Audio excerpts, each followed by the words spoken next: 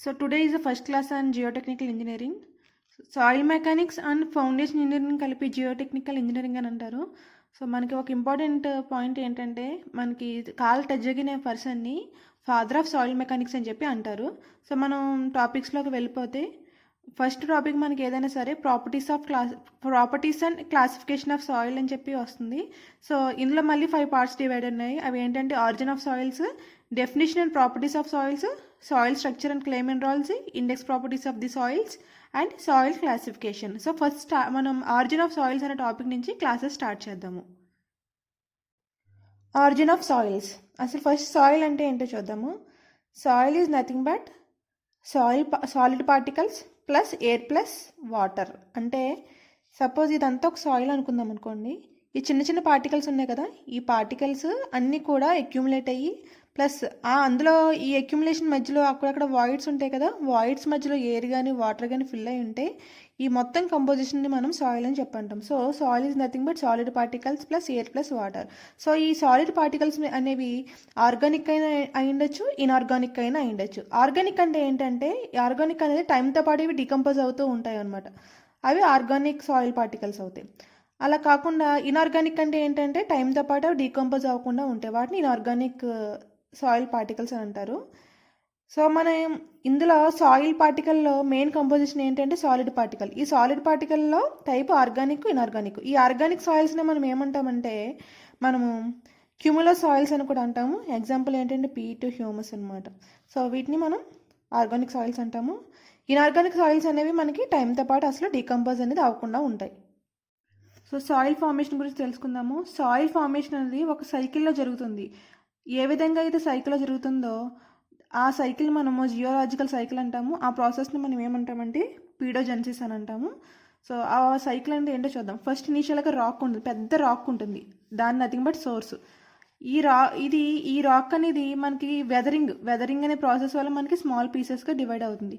Weathering అంటే nothing but ఏంటంటే ఒక పెద్ద రాక్ అనేవి చిన్న చిన్న పీసెస్ కింద బ్రేక్ అవ్వడాన్ని మనం ఏమంటామంటే వెదరింగ్ అని చెప్పేసి అంటాము. ఈ వెదరింగ్ కెమికల్గా అయినా జరగచ్చు, ఫిజికల్గా అయినా జరగచ్చు అనమాట. సో అని చూసారా, ఇక్కడ సోర్స్ రాక్ అనేది వెదరింగ్ వల్ల డిసింటిగ్రేషన్ అవుతుంది. డిసింటిగ్రేషన్ నథింగ్ బట్ ఏంటంటే బ్రేక్ అవ్వడం. అప్పుడు పెద్ద రాక్లో చిన్న చిన్న పీసెస్గా డివైడ్ అవుతుంది. ఈ చిన్న చిన్న పీసెస్ని మనం ఏమంటామంటే సెడిమెంట్స్ అని చెప్పేసి అంటాం అనమాట. ఈ సెడిమెంట్స్ అనేవి కొన్ని ఆ ప్లేస్లోనే ఉండిపోతాయి. ఈ రాక్ డిసింటిగ్రేషన్ వల్ల ఫామ్ అయ్యి సెడిమెంట్స్ కొన్ని ఆ ప్లేస్లో ఉండిపోతాయి. కొన్ని ఏమవుతాయంటే ట్రాన్స్పోర్ట్ అవుతూ ఉంటాయి అనమాట. సో ఈ ట్రాన్స్పోర్ట్ అయిన తర్వాత ఏమవుతాయంటే ఒక పలానా చోట డిపోజిషన్ అవుతూ ఉంటాయి అనమాట. సో ఈ విధంగా ట్రాన్స్పోర్టేషన్ ఏ విధంగా జరుగుతుంది? త్రూ మీడియా అనమాట. త్రూ మీడియా అంటే వాటర్ కానీ, ఎయిర్ కానీ, గ్లేషియల్స్ కానీ, లేకపోతే సీ కానీ అలా ఒక మీడియం ద్వారా ట్రాన్స్పోర్టేషన్ జరిగి ఒక చోట ఫిక్స్డ్గా డిపాజిట్ అవుతూ ఉంటాయి. ఇలా ట్రాన్స్పోర్టేషన్ జరిగినప్పుడు ఏమవుతుందంటే ఫర్దర్గా ఇక్కడ ఉన్న సెడిమెంట్ సైజ్ ఫర్దర్గా రిడ్యూస్ అవుతుంది. ఎందుకంటే సపోజ్ ఇది వాటర్ ద్వారా ట్రాన్స్ఫర్ అవుతుంది అనుకుందాం అనుకోండి. అప్పుడు ఏమవుతుందంటే పార్టికల్ అనేది ఇలా మూవ్ అవుతూ వెళ్తున్నప్పుడు ఏమవుతుందంటే గ్రౌండ్కి అండ్ పైన ఉన్న వాటర్కి ఫ్రిక్షన్ వల్ల ఏమవుతుంది, ఇలా మూవ్ అవడం వల్ల ఏమవుతుందంటే మనకి ఎడ్జెస్ అరిగిపోతూ ఉంటాయి అనమాట. అప్పుడు ఏమవుతుంది, ఆటోమేటిక్గా సైజ్ అనేది రెడ్యూస్ అవుతూ ఉంటుంది అనమాట. సో అప్పుడు డిపాజిట్ అవుతాయి. డిపాజిట్ అయిన తర్వాత ఏమవుతాయంటే ఫర్దర్గా ఒక్కొక్కసారి అఫీవల్ అంటే ఏంటంటే లిఫ్టింగ్ వచ్చి మళ్ళీ సోర్స్ దగ్గరికి వెళ్ళి డిపాజిట్ అవుతూ ఉంటాయి. సో నెక్స్ట్ మళ్ళీ ఏమవుతుంది, రాక్ మళ్ళీ డిసింటిగ్రేట్ అవుతుంది. ఈ విధంగా మనకి ప్రాసెస్ జరుగుతూ ఉంటుంది. కాబట్టి దీని ఒక సైకిల్ అంటాము. ఈ సైకిల్ మనం ఏమంటామంటే జియోలాజికల్ సైక్లింగ్ అని చెప్పేసి అంటాము. సో ఈ ప్రాసెస్ మొత్తాన్ని మనం ఏమంటామంటే పీడోజెన్సిస్ అని చెప్పేసి అంటాం అనమాట. నెక్స్ట్ జియోలాజికల్ సైకిల్లో డిఫరెంట్ కాంపోనెంట్స్ ఉన్నాయి కదా, ఆ డిఫరెంట్ కాంపోనెంట్స్ గురించి మనం బ్రీఫ్గా డిస్కస్ చేసుకుందాము. వెదరింగ్ అంటే మనం డిస్కస్ చేసాం కదా, weathering is nothing but disintegration. So ఈ వెదరింగ్ మనం 2 టైప్స్ అని డిస్కస్ చేస్తాం. ఒకటి physical weathering, other one is chemical weathering. Physical weathering అంటే ఏంటంటే టెంపరేచర్ వల్ల కానీ, వెడ్జింగ్ యాక్షన్ ఆఫ్ ఐస్ వల్ల కానీ, అబ్రేషన్ వల్ల కానీ, penetration of roots of plant వల్ల కానీ మనకి ఏమవుతుందంటే పెద్ద రాక్ అనేది స్మాల్ పార్టికల్స్గా డివైడ్ అవుతూ ఉంటుంది. సో ఈ విధంగా జరగడానికి మనం ఏమంటారంటే ఫిజికల్ వెదరింగ్ అంటారు. ఈ ఫిజికల్ వెదరింగ్ వల్ల మనకి ఏమవుతుందంటే కెమికల్ కాంపోజిషన్లో ఎలాంటి చేంజ్ రాదు. అంటే ఒక పార్టికల్ తీసుకుందాం అనుకోండి, ఈ పార్టికల్ యొక్క కెమికల్ కాంపోజిషన్లో ఎలాంటి రియాక్షన్ రాదు. వీటికి ఎగ్జాంపుల్ ఏంటంటే శాండ్, గ్రావెల్ అనమాట. ఇవి వాటర్తో కలిపినా సరే ఎలాంటి రియాక్షన్ ఉండదు. సపోజ్ శాండ్ తీసుకుందాం అనుకోండి, శాండ్లో వాటర్ పోసిన ఆ గ్రావెల్ తీసుకుని గ్రావెల్లో వాటర్ పోసిన వాటిలో ఎలాంటి రియాక్షన్ జరగదు. సో ఫిజికల్ వెదరింగ్ వల్ల ఫామ్ అయ్యే సెడిమెంట్స్ వల్ల మనకి ఎలాంటి రియాక్షన్ రాదు అండ్ కెమికల్ కాంపోజిషన్ ఎలాంటి చేంజ్ రాదు. సో మీరు ఇక్కడ గుర్తుపెట్టుకోవాల్సింది ఏంటంటే కెమికల్ కాంపోజిషన్లో చేంజ్ లేదంటే ఆటోమేటిక్గా అవి వాటర్తో ఎలాంటి రియాక్షన్ ఇవ్వవు. నెక్స్ట్ కెమికల్ వెదరింగ్ వల్ల ఏమవుతుందంటే కెమికల్ కంపోజిషన్లో చేంజ్ వస్తుంది. ఈ కెమికల్ వెదరింగ్ దేనివల్ల జరుగుతుందంటే oxidation, hydration, carbonation, leaching and hydrolysis. So ఈ ప్రాసెస్ వల్ల జరిగేది ఏంటంటే కెమికల్ వెదరింగ్.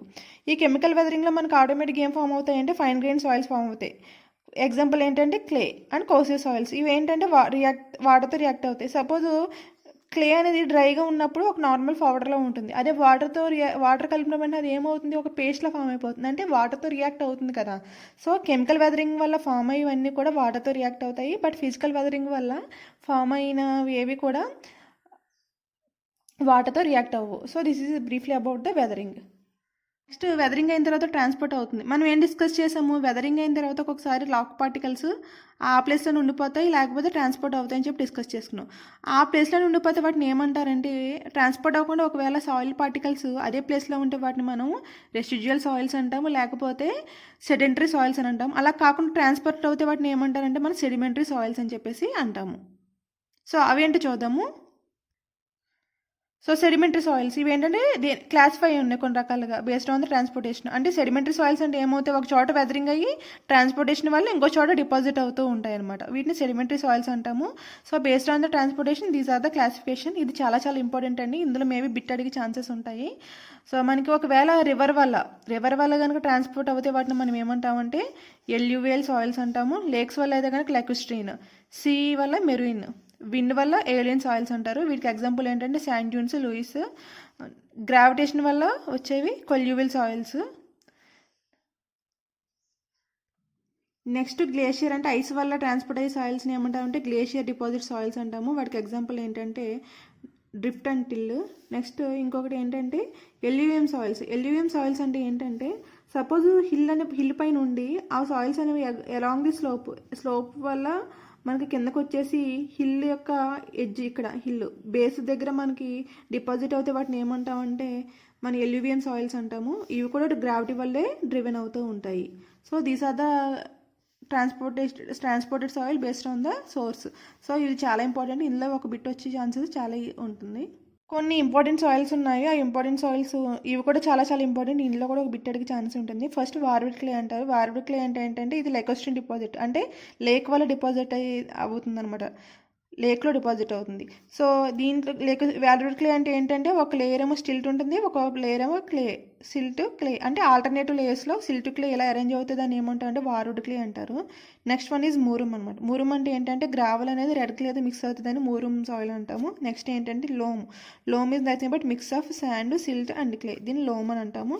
బెంటోనేట్ అంటే ఏంటంటే వాల్కనిక్ యాష్ డిపాజిట్ అవుతే డీకంపోజ్ అవుతూ వచ్చేది మనకి బెంటోనేట్.